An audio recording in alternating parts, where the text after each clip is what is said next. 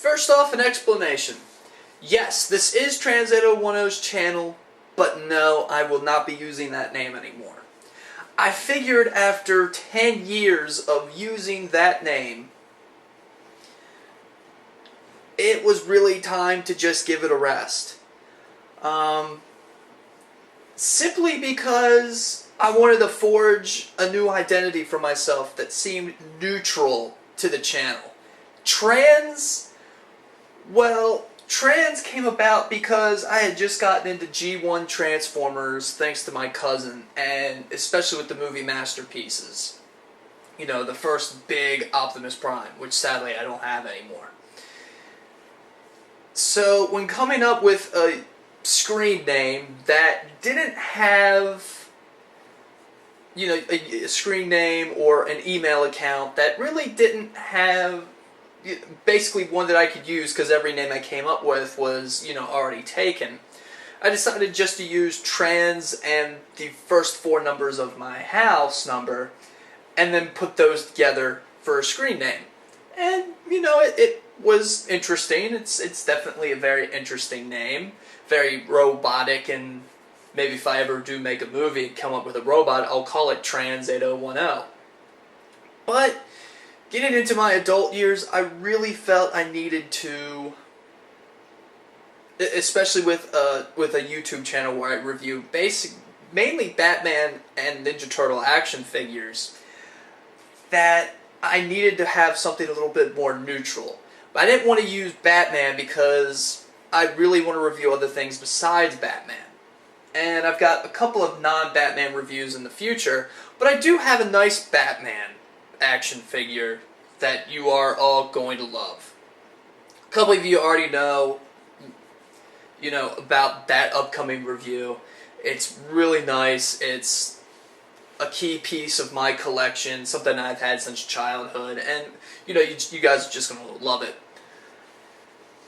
So, and thinking about and reading up on, World War II and foxholes, I just came up with it. Foxhood. Not only is it kind of like a play on words for foxhole, but also it's really, really a cool code name, Foxhood. It just rolls right off the tongue. So, for the foreseeable future, and possibly all eternity, Trans801 has evolved into the Foxhood. And now, on with this toy review. Hello everyone, this is Trans801. No, this is Foxhood. So hello everyone, this is Foxhood, formerly Trans801, and I'm giving you another action figure review. You guys wanted Movie Masters, right? A lot of you asked for Batman Movie Masters. Well, sorry to disappoint, I'm not doing a Batman Movie Masters action figure just yet, because I just saw these in stores, and with the upcoming Man of Steel film, which I'm uber excited about. Don't really want the Man of Steel to be dark, but whatever, they gotta accommodate for the modern audience, and people like dark superheroes, but whatever. So, walking into a Toys R Us after years, and I say that lightly, like years of searching, I finally found these bad boys. And starting off with the Man of Steel himself, here is Superman. First off, I just gotta say, I love and hate the packaging. I love the packaging because I feel it is one of the most imaginative Movie Masters packaging we have ever received. It's pretty much Superman's torso with the cape kind of enveloped around the bubble. That's pretty much what it is. It's almost as if someone was, you could wear this if you really wanted to and you weren't insane enough. But it really is a nice packaging, and it does pop in the movie aisle. It really does pop. And look, Kiefer. Kiefer loves it too. Kiefer gives his little sniff of approval. And now, he must get down because he's ruining my shot. So what we have here is we have the Man of Steel logo right here on the top right hand corner, I mean. the Superman brand name below, Movie Masters. Adult collector, because these are $20.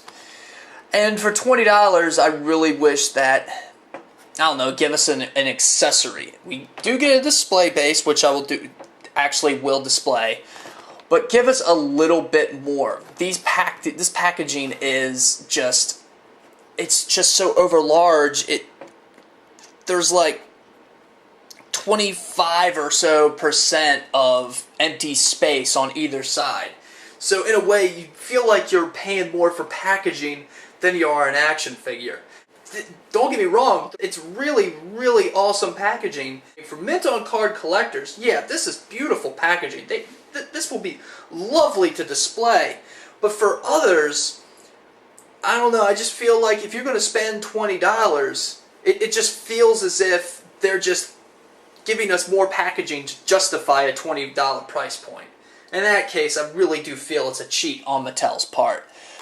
On the back, we also have more figures available in the line. Unfortunately, I was there when they opened the case, and Jor-El was not among them. It was just General Zod and Superman. We have Superman's origin story right here on the bottom. The Movie Masters little blurb. So if you want to read them, you better pause it, because I'm now going to open this bad boy up, and we're going to take a look at Superman. Here we have the Man of Steel himself, and this is Superman. And I gotta say, this is a wonderful, wonderful looking figure. A lot of people were a little upset about this when they were announced because he didn't have a cut torso joint. And I'm just gonna say it right now. Cut torso joints may have worked for Masters of the Universe. The way that the Masters of the Universe collection just used the same torso joint all throughout and then just sculpted armor pieces to hide it. When we got to DC Universe Classics, we lost that torso joint. The ability to hide it, I mean. And it just became an eyesore. People loved it because now you could do all crazy things with, with the torso. You can move it up and down, but really, that little horseshoe pattern just left unsightly gaps and ruins, in my opinion, ruins a perfectly good sculpt.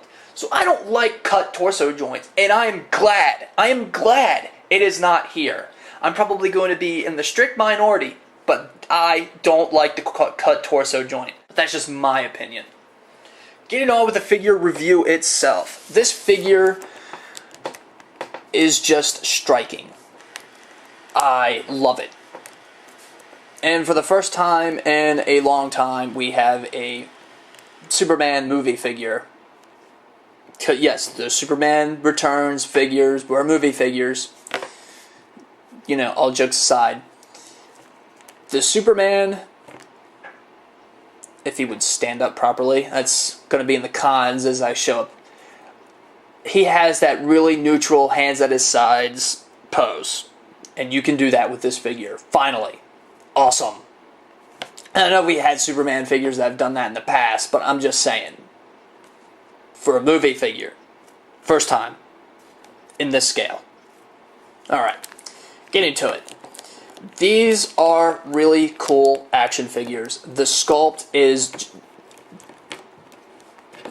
It's just amazing. Every little nook and cranny here is represented fine and realistically. The suit has that wonderful texture to it. Very, very wonderful, wonderful texture. It's just a delight to the senses. Nothing feels bland or just unappealing. It's just a very, very wonderful sculpted figure. The paint itself, I'm looking all over this figure and I'm not really finding any bits of slop, except for maybe these little lines here. But really, this is super freaking hard to do. If they got that perfect, that would just blow my mind. The face sculpt is just wonderful. Now, the only problem that I had with it, because they're using an actual flesh tone for the plastic, it was going to come out looking a little too shiny. That's not the case here. It actually has a little bit more of a dull finish to it and very realistic looking. I've got to compliment Mattel here for the plastics chosen for this Superman figure. He even has a really cool defined 5 o'clock shadow that he rocks in the upcoming movie. The eyes are perfectly placed. The eyebrows, the hair, there is just no slop anywhere to be found. This has probably got to be one of the perfect Mattel figures. I don't know if it's going to be the same everywhere, but it is for me. It was just amazing to find this. The only thing I can find flaws with is possibly because of the red paint. Because the paint wasn't applied evenly on the chest shield, it does look like a little bit of the blue from the plastic is showing through. But from far away, can't notice it. And that's all I care about. The articulation is as shown. It does have that really cool Mattel shoulder joint that go in and out and 360. Well, of course, the actual cape does get in the way. Does have the cut bicep joint. The elbows go in and out. And the wrists 360. No torso joint here, but he does rotate at the lower torso. It is cut. And then we have something really cool for the legs. Now, I don't buy Masters of the Universe classics. I mean, I think I have He-Man and Skeletor left. I did start to collect the line, but when I started missing key elements, I just dropped it. But, like I said, we have a really cool hip joint on the legs, on where the hips meet the thighs. And he can do splits and move up and down. Of course, the costume does limit how far back you can go. So that kind of does add some really cool posability for you. Like, you can make Superman Captain Morgan it.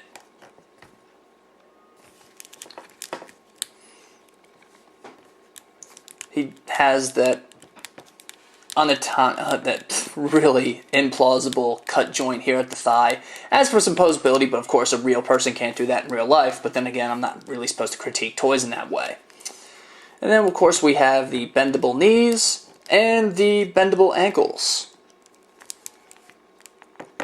And that pretty much goes for articulation with Superman. Oh, and he does have a kind of ball-jointed head. I'm suspecting it's like the Masters of the Universe joint, where there's actually like a little stem in there that you can rest the head on. And so he can move up, down, and slightly side to side.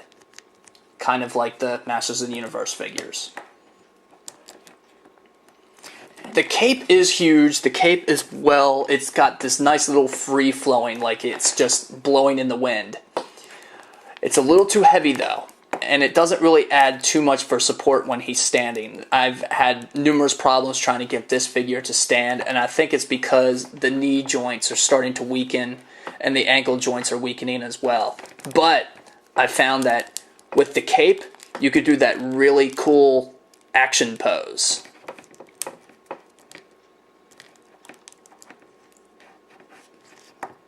Where Superman's just waiting for Zod to come after him. Because even though the cape, I mean, it's not removable, it's just glued in. I'm pretty sure you can remove it if you want, but you'll probably break your figure. So, for those of you who miss the days of the removable cape Superman, well, yeah, sorry about that. Of course, he does have a little display base, but when you have him posed like this, you don't really need a display base. But it's always cool when we get little display bases. And, of course, it's also very textured, just like the Superman suit. And it looks just like the Superman S from the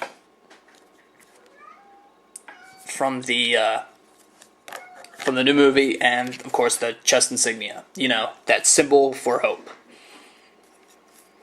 Turn it onto the back, and you have your little copyright information, plus the actual Superman brand insignia, the S shield.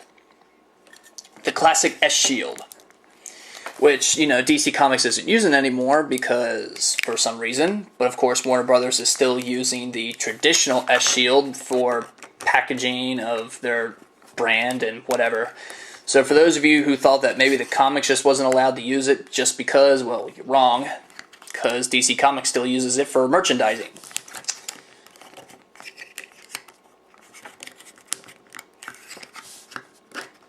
And he fits on the display base very nicely, although it is a little,